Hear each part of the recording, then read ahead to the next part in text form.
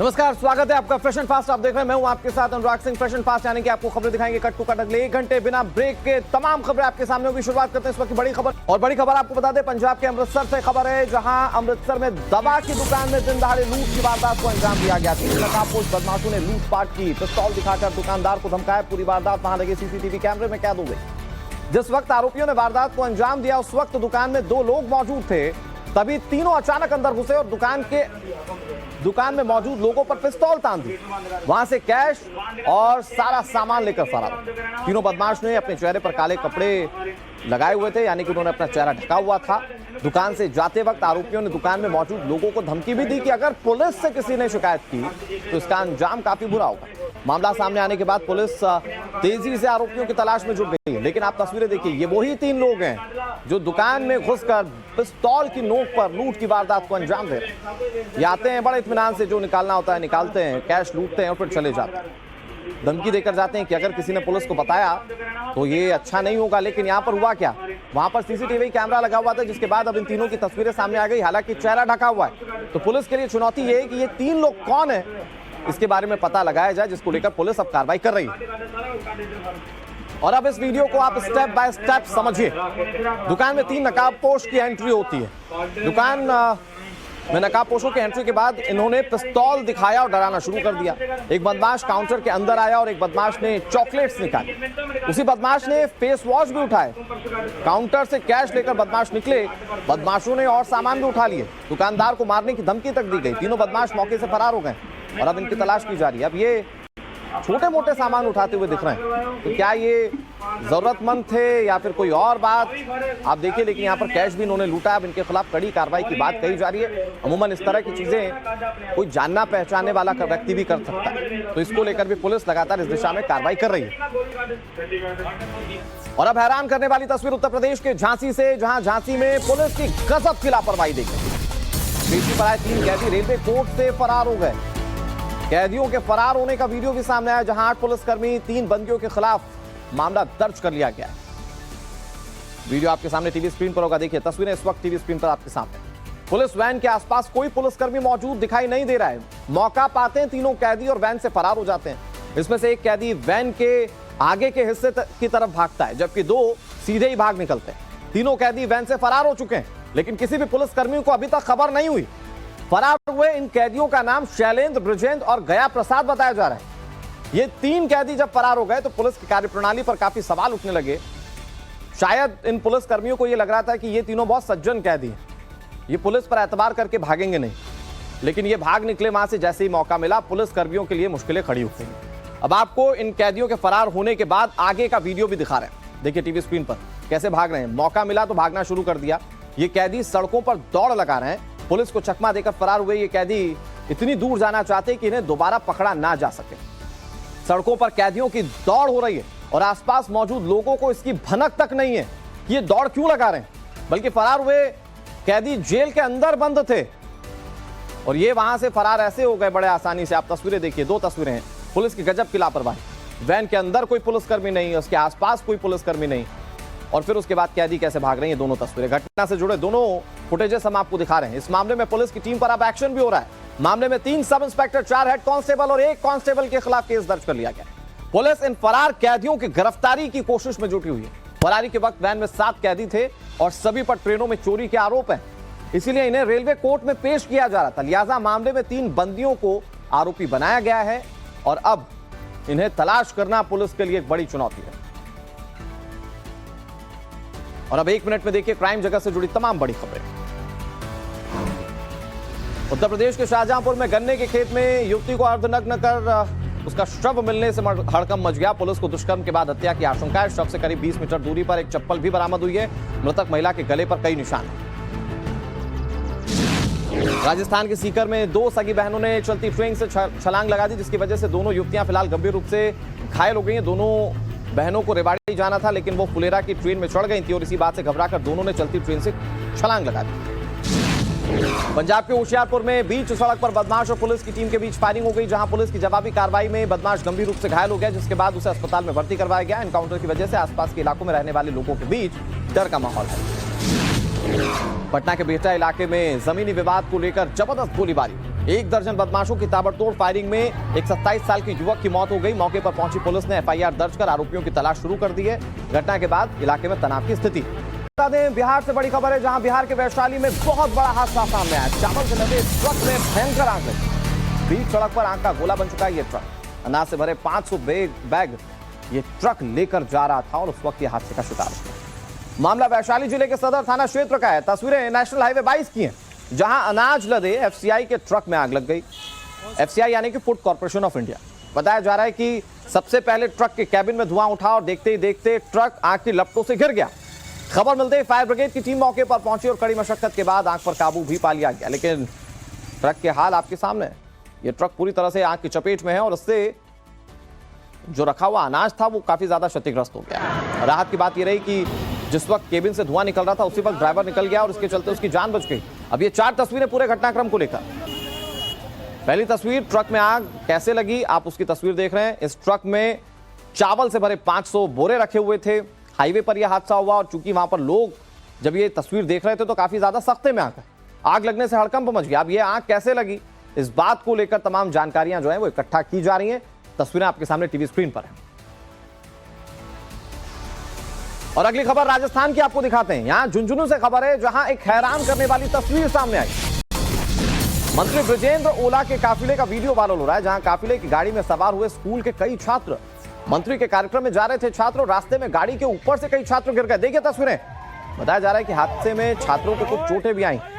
तस्वीरों में आप देख सकते हैं कि गाड़ियों का काफिला निकल रहा है। बताया जा रहा है कि ये वायरल वीडियो राजस्थान के परिवहन मंत्री बृजेंद्र ओला के काफिले का है। हास्यास्पद बात देखिए, ये परिवहन मंत्री का काफिला है और परिवहन मंत्री के काफिले में सड़क हादसा हुआ। इसमें शामिल कुछ गाड़ी में स्कूली बच्चे नजर आ रहे हैं और सभी जोश में मंत्री जी के कार्यक्रम में शामिल होने के लिए ये जा रहे हैं और तभी हादसे का शिकार कैसे हो जाते हैं। मोड़ पर जैसे ही गाड़ी मुड़ती है बच्चे गिर जाते हैं और ये गंभीर तस्वीर है जिसको देखकर हंसी भी आती है कई बार, तो कई बार गुस्सा भी आता है कि आखिर इस तरह की लापरवाहियां कई बार भीड़ जुटाने के लिए क्यों की जाती है।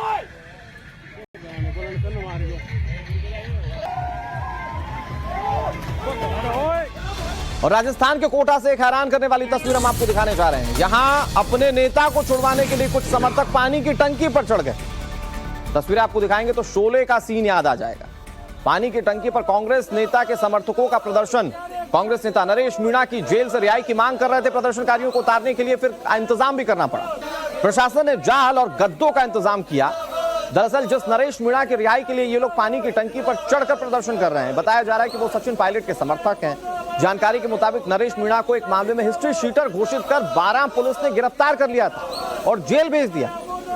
अब वो हिस्ट्री शीटर है, इससे इन लोगों को कोई लेना देना नहीं।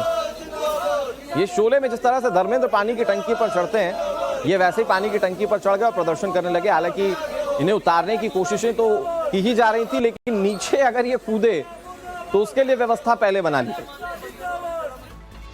अब ये 2 तस्वीरें टीवी स्क्रीन पर आपके सामने। पहले नेता की रिहाई की मांग को लेकर कैसे पानी की टंकी पर समर्थक चढ़ गए, उसकी पहली तस्वीर। और दूसरी तस्वीर पुलिस महकमे में हड़कंप, क्योंकि पुलिस काफी देर तक मंथन करती रही कि उतारा कैसे जाए। अच्छा, इनकी जो मांग थी वो ये कि एक हिस्ट्री शीटर नेता को जेल से छोड़ दिया जाए, जो कि पुलिस के दायरे में आता भी नहीं। तो ऐसे में अब पुलिस ने इनको उतारने के लिए काफी ज्यादा कोशिशें की और बाद में जाके मामले को शांत करवाया जा सका। इधर मध्य प्रदेश के जबलपुर में तब अचानक शहर की रफ्तार रुक सी गई जब शहर की मुख्य सड़क पर हजारों छात्र छात्राएं प्रदर्शन करने लगे। प्रदर्शनकारियों को तितर बितर करने के लिए पुलिस ने वाटर कैनन का इस्तेमाल भी किया। लेकिन पूरा मामला क्या है आपको इस रिपोर्ट में दिखाते हैं। एमपी के जबलपुर में बीते 3 साल से परीक्षाएं न होने की वजह से पैरामेडिकल और नर्सिंग स्टूडेंट्स ने जमकर हंगामा किया। हजारों की तादाद में सड़कों पर उतरी स्टूडेंट्स की भीड़ ने कई घंटों तक प्रदर्शन और नारेबाजी की।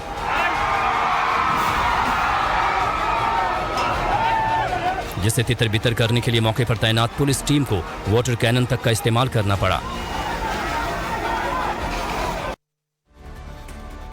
और अगली खबर राजस्थान से, जहां से एक चौंकाने वाला मामला सामने आ रहा है। राजस्थान के हनुमानगढ़ में स्कूल टॉयलेट में सीसीटीवी लगा दिया गया। खबर एक बार फिर से सुनिए। स्कूल के टॉयलेट में सीसीटीवी लगा दिया। सरकारी स्कूल के टॉयलेट में सीसीटीवी कैमरे लगा दिए गए। स्कूल के बॉयज टॉयलेट ये सीसीटीवी कैमरों को इंस्टॉल किया गया। स्कूल के छात्र टॉयलेट में सीसीटीवी लगाए जाने से काफी नाराज हैं। मामला समझिए। दरअसल हनुमानगढ़ के राजकीय उच्च माध्यमिक विद्यालय का ये पूरा मामला है। स्कूल के छात्र कह रहे हैं कि इससे उनकी निजता का हनन हो रहा है। वहीं जो तस्वीरें सामने आई है उसमें सीसीटीवी कैमरा सरकारी स्कूल के टॉयलेट में लगा हुआ दिखाई भी देता है। हैरानी की बात यह है कि इसकी मॉनिटरिंग प्रिंसिपल ऑफिस में की जा रही है। मामले ने जब तूल पकड़ा तो स्कूल की ओर से इस पूरे विवाद पर सफाई दी गई, और जो सफाई दी गई वो क्या कही जा रही है या किस तरह से दी जा रही है, आप देखिए जरा।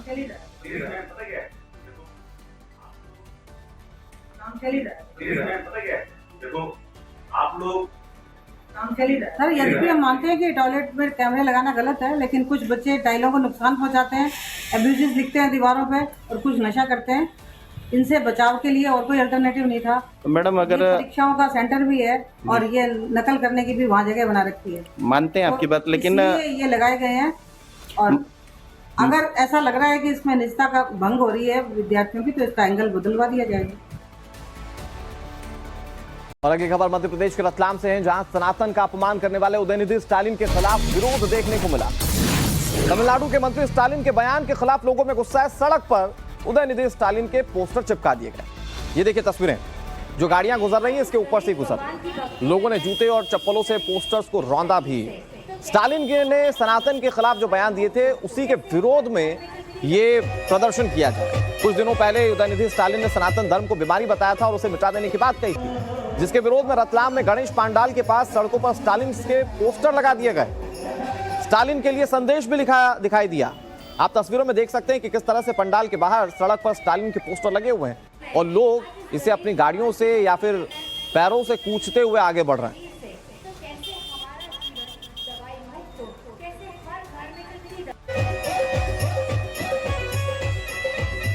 उदयनिधि स्टालिन, जिन्होंने हाल ही में एक सनातन धर्म के ऊपर जो शर्मनाक बयान दिया, उन्होंने कहा कि जो सनातन धर्म है वो HIV, एड्स और डेंगू की तरह है। तो उसका विरोध करने के लिए हमने उनका पोस्टर या सड़क पर लगाया, ताकि जो लोग हैं उसको अपने जूते चप्पल से रौंदे, ताकि उस व्यक्ति को अपनी सही औकात का पता चले। क्योंकि जो उन्होंने बात कही है वो एक इतने बड़े संवैधानिक पद पर बैठे हुए व्यक्ति को शोभा नहीं देता।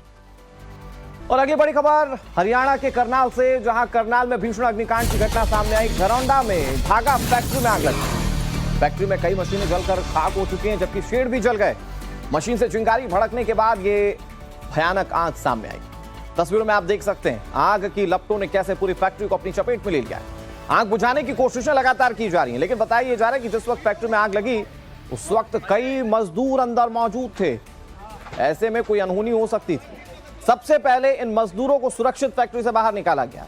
शुरुआती जानकारी के मुताबिक एक मशीन से कोई चिंगारी निकली थी और उसके चलते ये आग लगातार धधकती चली गई। फायर फाइटर्स ने आग बुझाने के लिए कड़ी मशक्कत की और आखिरकार आग पर काबू पा लिया गया, लेकिन बताया जा रहा है कि जब तक ये आग बुझी तब तक इसने बहुत कुछ स्वाहा कर दिया। सबसे राहत की बात इस खबर में यही है कि जो मजदूर, गरीब मजदूर बेचारे यहाँ पर काम कर रहे थे, उनकी जान बच सकी। उनको समय रहते यहां से बाहर निकाल दिया गया।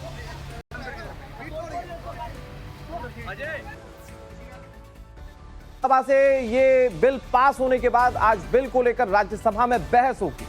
राज्यसभा में महिला आरक्षण बिल पर आज चर्चा होनी है, जहां आज की चर्चा के दौरान बीजेपी के राष्ट्रीय अध्यक्ष जेपी नड्डा सदन में मौजूद रहे। और जो खबर आ रही है उसके मुताबिक बीजेपी ने अपने 14 महिला सांसदों के नाम सदन में बोलने के लिए तय किए हैं। इनमें वित्त मंत्री निर्मला सीतारमण भी शामिल हैं, जो कि इस बिल को लेकर सदन के अंदर अपना वक्तव्य रखेंगे। 14 महिला सांसदों में से 2 SC तो 2 ST और 3 OBC सांसद हैं। इससे पहले कल लोकसभा में बिल पास हो चुका है। इसके पक्ष में 454 तो विरोध में 2 वोट पड़े।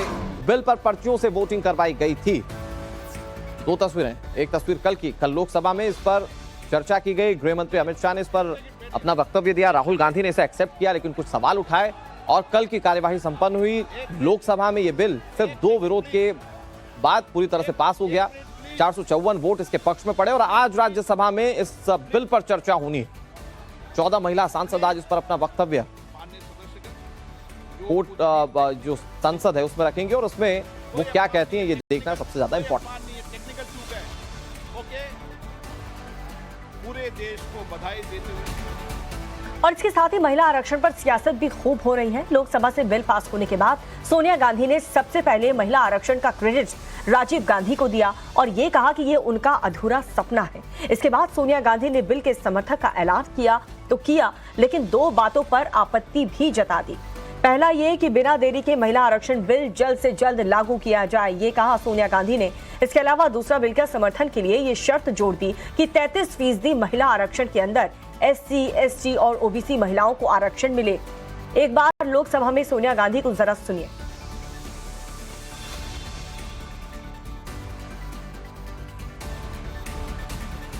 राष्ट्रीय कांग्रेस की मांग है कि यह बिल फौरन अमल में लाया जाए,